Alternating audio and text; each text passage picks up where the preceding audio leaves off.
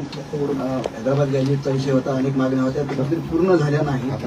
त्यामुळे पुन्हा आंदोलन करावं लागतं. वेळोवेळी चालणार आहे का? एकदा सगळ्या मागण्या मान्य होणार आहे?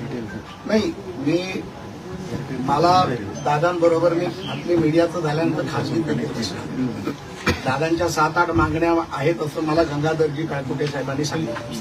त्या 7-8 मागण्या मी दादांच्या समजून घेणार. निश्चितपणे त्या मागण्या समजून घेतल्यानंतर उपसमिती असेल, सरकार असेल, राज्य सरकार असेल, या मागण्या का झाल्या नाही? बघा, प्रत्येक गोष्टीला कारण असतं. काही गोष्टींमध्ये कायदेशीर अडचणी असतात, काही गोष्टींमध्ये फॉलोअप हा विषय असतो, काही गोष्टींमध्ये कोणाचा पाठपुरावा न झाल्यामुळे झालेलं असतं. पण दादानी सांगितल्यानंतर मी आज दादाला विनंती करायला आलोय भाऊ म्हणून, की तुमच्या मागण्या तुम्ही मला सांगितल्यानंतर मला जर तुम्ही काही काळ दिला तर त्या काळात मी त्या तुमच्या मागण्या पूर्णत्वाकडे नेण्यासाठी 100% प्रयत्न करेन. मी माझा एक शब्द देखील सांगितला होता, या मागण्या पूर्ण नाही झाल्या तर मी माझ्या आमदारकीचा राजीनामा देईन आणि तो समाजासाठी देईन. कारण मी समाजाचा कार्यकर्ता आहे. पहिल्या जातीसाठी माती खायला मी तयार आहे. आज मराठा समाज हा देशामध्ये सगळ्यात मोठा समाज आहे. आज 7 कोटीपेक्षा जास्त लोक मराठा समाजाचे इथे आहेत. लोक आमच्या आपापसांमध्ये भांडणं लावायचा प्रयत्न करतात. आज मी दादाला भेटायला आलो तर कोणतरी काहीतरी बोलायला लागले. असं आहे की एका भावानी 2 भावांमध्ये भांडणं असतात. एका भावानी लहान भावाला बोलवल्यानंतर लहान भावानी येऊ नये, ही आपली मराठा समाजाची संस्कृती नाही, प्रथा नाही.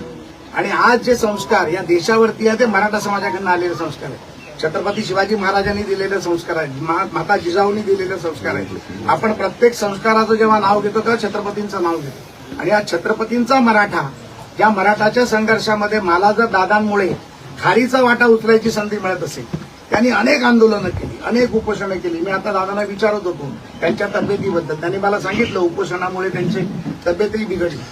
मला वाईट वाटतंय बोलताना, माझ्या डोळ्यात अश्रू येत आहेत की एक कार्यकर्ता स्वतःचा जीव जाईपर्यंत जर एवढा मोठा संघर्ष करू शकतो तर आमच्यासारखा कार्यकर्ता त्याच्या मागे का उभा राहू शकतो? आणि मग हे करत असताना त्यांचे जे प्रश्न आहेत ते प्रश्न सरकार दरबारी नेऊन कुठे अडले आहेत, न्यायिक प्रक्रियेत कुठे अडले आहेत, कोणाच्या दरबारी अडकले, हा सगळा विषय मी सरकार दरबारी निश्चितपणे नेणार. आणि दादाबरोबर त्याचा भाऊ म्हणून याच्या पुढे त्याच्या संघर्षात, त्याच्या कामात, त्याच्या कार्यात मी सातत्याने राहणार. आणि मी दादाला विनंती करायला आलो, नेतृत्व येतात, समिती येतील आणि तुम्हाला विनंती करतील, सर्व आहे.